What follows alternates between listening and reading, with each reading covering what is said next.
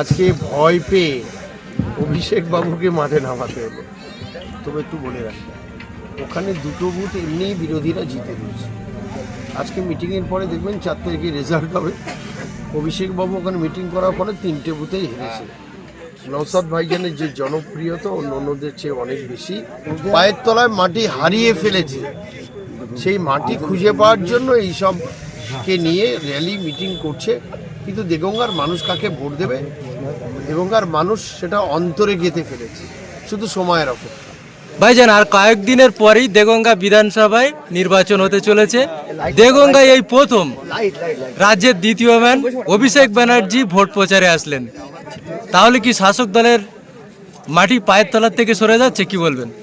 শুধু অভিষেক বন্দ্যোপাধ্যায় কেন, আমি তো শুনছি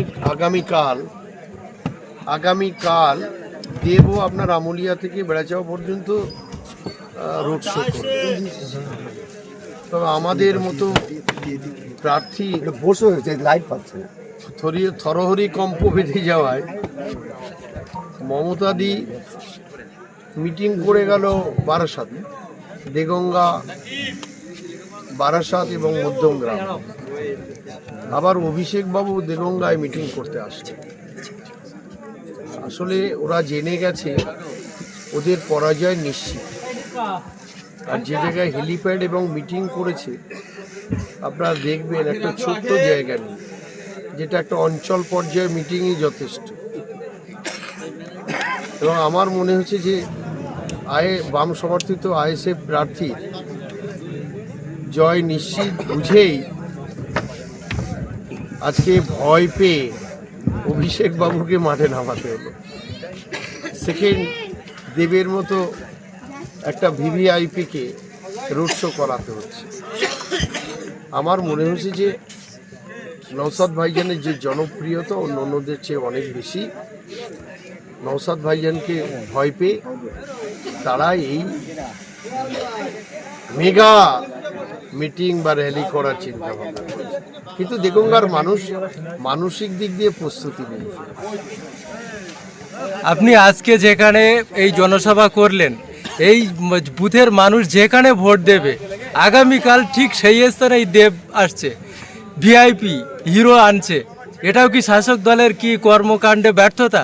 আপনি দেখবেন যে আজকে অভিষেক বাবু যেখানে মিটিং করছে, আমি আত্মসমালোচনা করতে চাইছি না, তবে একটু বলে রাখি, ওখানে দুটো বুথ এমনিই বিরোধীরা জিতে দিয়েছে। আজকে মিটিংয়ের পরে দেখবেন 4 তারিখে রেজাল্ট হবে। অভিষেক বাবু ওখানে মিটিং করার পরে 3টে বুথেই হেরেছে, তৃণমূল কংগ্রেস এবং আইএসএফ 3টে বুথেই জিতবে। এখানেও সেম হবে। ওই দেবকে দেখে মানুষ ভোট দেয় না, মানুষ ভোট দেয় কে তাদের আপন মানে সেটা। তাহলে কি এটা বোঝাচ্ছে যে শাসক দল হারার আগে না হারার জন্য কর্মীদেরকে চাঙ্গা করার জন্য দেবকে আনা হচ্ছে? চাঙ্গা তো অলরেডি তারা বুঝে গেছে তাদের কি পরিস্থিতি হবে। মাটির তলায় মাটি, পায়ের তলায় মাটি হারিয়ে ফেলেছে। সেই মাটি খুঁজে পাওয়ার জন্য এইসবকে নিয়ে র্যালি মিটিং করছে। কিন্তু দেগঙ্গার মানুষ কাকে ভোট দেবে, দেগঙ্গার মানুষ সেটা অন্তরে গেঁথে ফেলেছে, শুধু সময়ের অপেক্ষা। দেগঙ্গা বিধানসভার একেবারে সন্দেহপুকুর বাজারে আপনারা কর্মী সভা করলেন, বিশাল বড় সভা করলেন, হাজার হাজার মানুষ আসলেন। কতটা জনসংযোগ সাড়া পাচ্ছেন? দেখো, এটা তো আজকে নয়, প্রথম থেকেই জনসমর্থন, প্রচুর পরিমাণে মানুষের সমর্থন পেয়েছি। এটা দীর্ঘদিন রাজনীতিতে আমি এভাবে উৎসাহ উদ্দীপনা দেখিনি। আজকে নতুন নয়, আজকেও মানুষের এখানে আমরা অনেক সভা করেছি, কিন্তু এত মানুষের সমাগম কখনো হয় না। এ থেকে মনে হয় যে দেগঙ্গা একটা মানুষ পরিবর্তন চাইছে, তৃণমূল মুক্ত দেগঙ্গা চাইছে। একেবারে দেখলাম আজকে একেবারে দেগঙ্গা বিধানসভা নুননগর গ্রাম পঞ্চায়েতে অভিষেক বন্দ্যোপাধ্যায় আসলেন, বললেন যে গদ্দারদের দলে কোনোভাবে নেওয়া যাবে না। কি বলবেন? গেলে তারপরে আমি এখন আইএসএফ সব ছেড়ে দিয়ে আমি যাব, তারপরে তো আসলে এই কথা অনেক বলে, কথার সঙ্গে কাজের কোনো মিল নেই। এসব নিয়ে কোনো আমরা ভাবি না। একেবারে একাধিক নেতৃত্ব বিজেপি থেকে তৃণমূল কংগ্রেসে যোগদান করলে তাদের এই তকমা দেওয়া হয় না, আপনাকে কেন এই তকমা দেওয়া হচ্ছে? আসলে আমাকে ভয় পেয়েছে ওরা। আসলে এটা তো কর্পোরেট দল হয়ে যাচ্ছে। ও বোঝে না যে আমাদের পায়ের নিচের সয়েল কতটা শক্ত। আসলে বিভিন্নভাবে বলে একটা দেগঙ্গাটা পুনরুদ্ধার করতে চাইছে। দেগঙ্গার মানুষ একেবারে বদ্ধপরিকর যে তারা পরিবর্তন চাইছে। দাদা, আপনি যেদিন দলে যোগদান করেছিলেন, আইএসএফে যোগদান করার পর পুরপুরা থেকে ডিরেক্ট ধর্মতলায় এসে আপনি বলেছিলেন আপনার মূল অস্ত্র হাতিয়ার হলো ওয়াকআপ সম্পত্তি। এদিকে জেলা পরিষদের অধ্যক্ষ আসাদুজ্জামান কটাক্ষ করে বলছেন যে আপনি নাকি ওয়াকআপ সম্পত্তি ভোগ করছেন, কি বলবেন? সেটা এলাকার মানুষ জানে। আর আমার 42 পাতার ইংরেজি অর্ডার আছে। ইংরেজি যদি পড়ে থাকে আপনার মাধ্যমে যে বলেছে কথা তাকে পাঠাবো, সে যদি পড়ে তার ব্যাখ্যা করতে পারে। যেখানে এই সব মানুষের কথার উত্তর আমি দিতে রাজি নই। ও সব মুখ পচে গেছে এলাকায়। যেখানে আপনি দেগঙ্গাকে দুর্নীতিমুক্ত করতে চাইছেন, সেখানে দেগঙ্গা বিধানসভায় তৃণমূল কংগ্রেসের সমর্থকই একেবারে দেব থেকে শুরু করে স্টারদের নিয়ে আনা হচ্ছে, কি বলবেন? তুমি বলো, এদেরকে নিয়ে আসা হচ্ছে কেন? এত হাজার ভোটে জিতবে, অত হাজার ভোটে জিতবে, তাহলে দেবের মতো মানুষকে র্যালি করাতে হচ্ছে কেন? দিদিমণি মিটিং করলো, দেগঙ্গা বারাসাত শুরু করলো, আবার অভিষেক বাবুকে আনতে হবে কেন? বুঝে গেছে যে পায়ের তলায় মাটিটা হারিয়ে ফেলছে। একেবারে নুননগর গ্রাম পঞ্চায়েতে আপনাদের শক্ত মাটি, শক্ত ভিত, সেখানে তৃণমূল কংগ্রেসের একেবারে ব্যাপক জনসভা হয়েছে।